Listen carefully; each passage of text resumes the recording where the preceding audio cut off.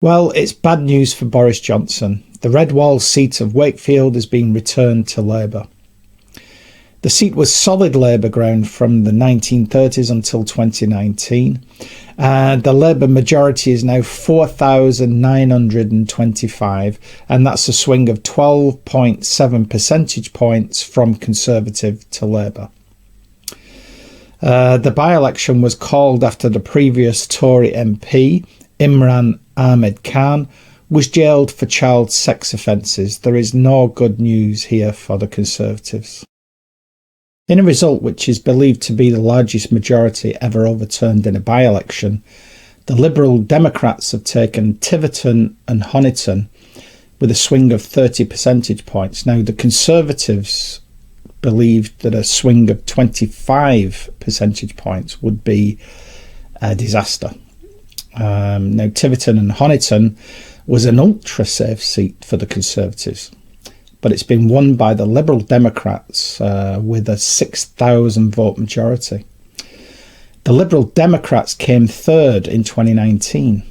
The by-election was triggered after Neil Parish resigned after admitting that he'd watched pornography on his phone in the House of Commons. Not good news for Boris Johnson. Even more bad news for Boris Johnson. Oliver Dowden, the Conservative Party chairman, has quit. Now, he would have been required to support Boris Johnson and put a positive spin on the electoral route. He obviously thought it better to resign his position than undertake such an impossible task. It looks like support for Boris Johnson is fading fast. British Airways staff at Heathrow have voted to strike. They're looking to reverse a 10% pay cut that occurred during the pandemic. The strike will involve about 700 workers, check-in staff, baggage handlers. So it looks like a summer of discontent with rail workers, teachers, barristers, airport staff all going on strike. It's not looking good.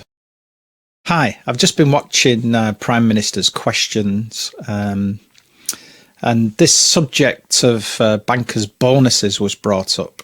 And it is actually true that Boris Johnson's Chief of Staff, Steve Barclay, has written to Chancellor Rishi Sunak suggesting deregulatory measures to reduce the burden on business.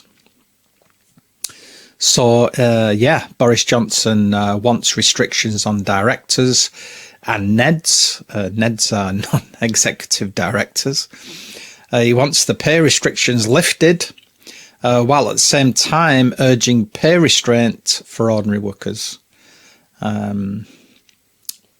Typical, really, isn't it? So I found this on Twitter. It purports to be the reasons why the RMT are taking strike action. I'll read it to you. 3 years ago, we accepted a 0% pay rise. 2 years ago, we accepted a 0% pay rise. But this year, they came to us with a 0% pay rise plus over 2,500 redundancies. Changes to terms and conditions. An increase from 28 weeks of nights to 39 weeks of nights. An increase from 32 weekends worked to 39 weekends worked. Currently, for a night shift, we get time and a quarter. For a weekend, we get time and a half. They wish to cut both of these to time and a tenth.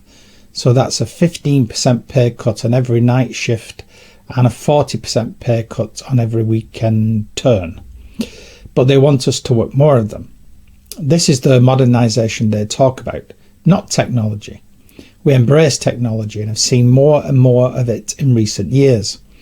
They also wish to fire and rehire the operative grades and bring them back under a new job title, but on £9,000 a year less.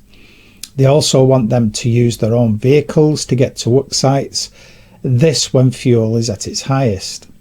They will also be pooled when currently they are part of the team.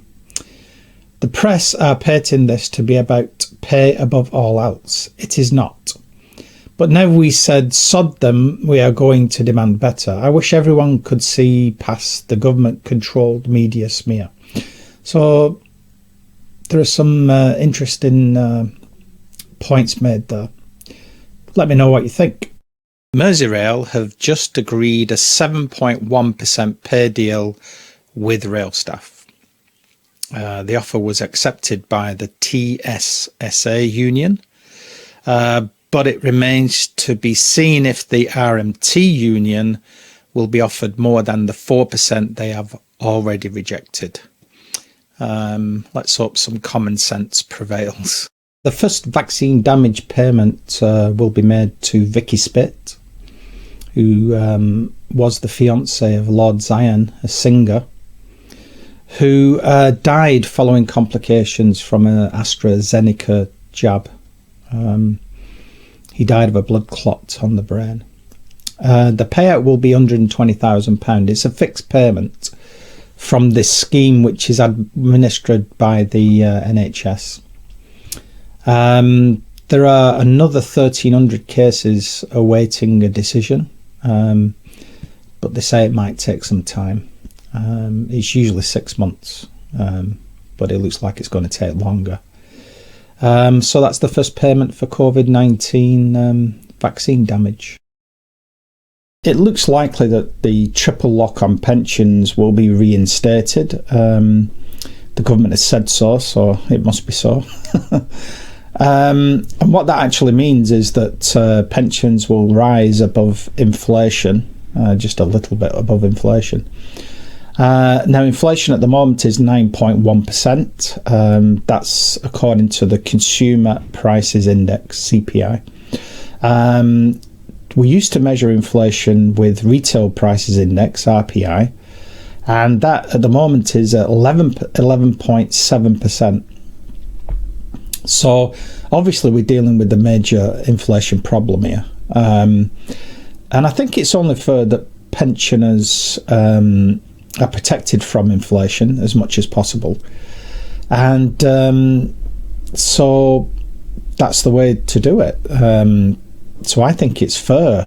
The UK's national debt is now 2.4 trillion pounds. And that means that we have to pay 7.6 billion in interest payments every month, which is a lot of money when you think about it, isn't it? You know. So this month we've borrowed another 14 billion. Every time we borrow money, it goes onto the national debt. How long can this go on?